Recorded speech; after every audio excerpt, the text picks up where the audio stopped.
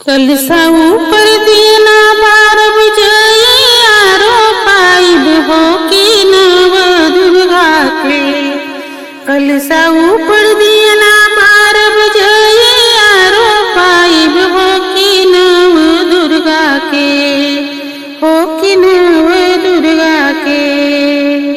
अपना घरवा बोलाइब हो कि नव दुर्गा के, अपना घरवा बोलाइब हो कि नव दुर्गा के।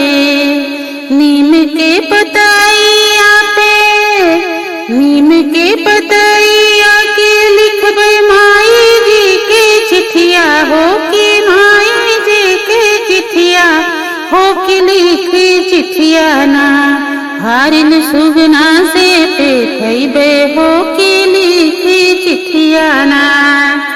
चिठिया ही पोते मैया अइली मोरे अंगनवा के, मोरे अंगनवा हो कि न ओ मैया ना, हो कि न ओ मैया ना। गैली कलसा में समाई हो कि न ओ मैया ना।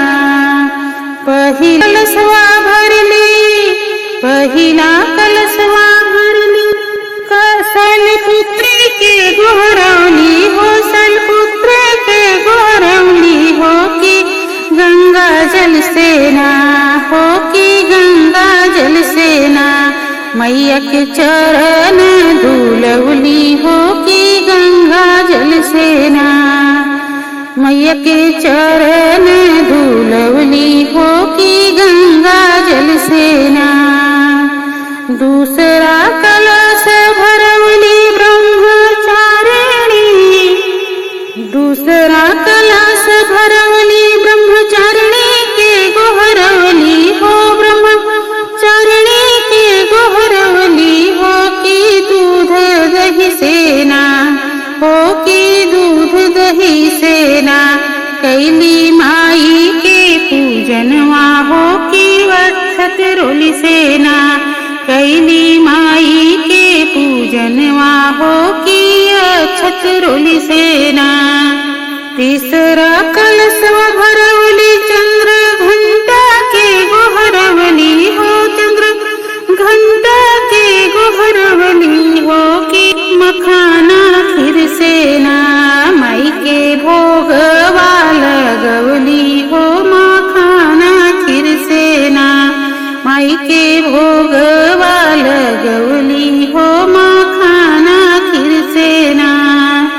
चौथा कलश भरौली कुसमांडा के गोहरौली हो, कुसमांडा के गोहरौली हो पुआ लेके ना।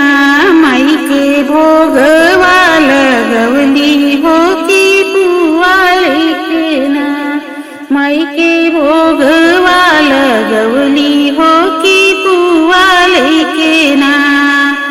पांचवा कलशवा भरली स्कंद माता के गोहरौली हो, स्कंद माता के गोहरौली हो कि हल्दी सिंदूर लेखना, हो कि हल्दी सिंदूर लेखना। माई के कैली पूजनवा हो कि हल्दी सिंदूर लेखना। छठवा कलशवा भरली माँ कात्यायनी के गोहरौली हो, माँ कात्यायनी के गोहरौली हो शहदवा लेके ना, हो शहदवा लेके ना। माई के भोगवा में चढ़वली हो शहदवा लेके ना। माई के भोगवा में चढ़वली हो शहदवा लेके ना। सातवा कलशवा भरली कल रात्रि के गोहरौली हो, कल रात्रि के गोहरौली हो कि काली मैया ना हरदम काल से बचई है, हो कि काली मैया ना हरदम काल से बचई है, हो कि काली मैया ना। आठवां कलश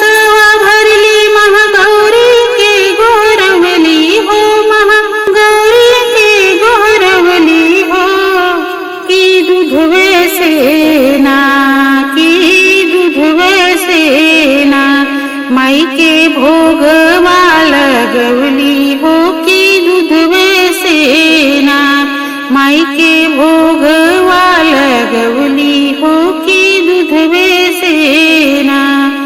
दूध बूते से ना माई मोरी भर दी है लिया चरवा हो की, भर दी है लिया चरवा हो की दूधवे सेना, माई के भोगवा लगवली हो की दूधवे सेना।